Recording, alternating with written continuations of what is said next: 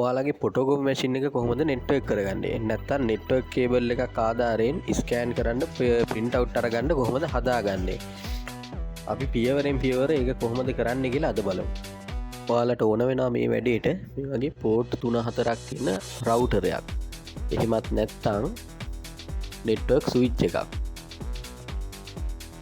ඔයාලා මේ වැඩේට පාවිච්චි කරන්න ඕන මේ ඔයාලට පේන විදිහේ නෙට්වර්ක් කේබල් එකක් තමයි.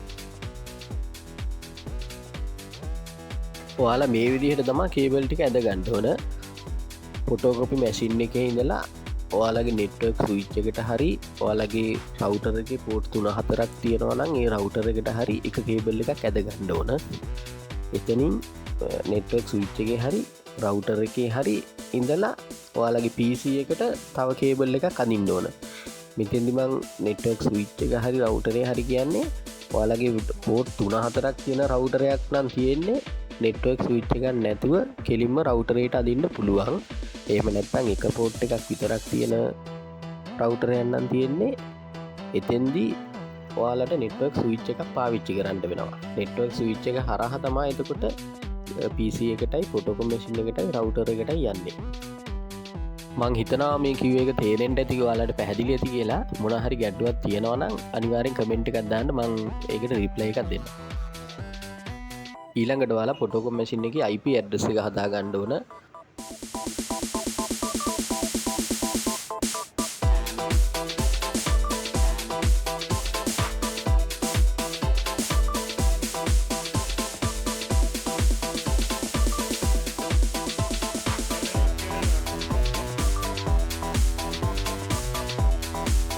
එතනදී 192යි 168යි ඔයාලගේ රවුටරේ SLT නම් අංක 1 දාන්න. ඔයාලගේ රවුටරේ ඩයලොග් එකක් නම් අංක 8 දාන්න. අන්තිම අංකේ සාමාන්‍යයෙන් 50 හරි 20 හරි එතන ඔයාලට කැමති එකක් දාන්න.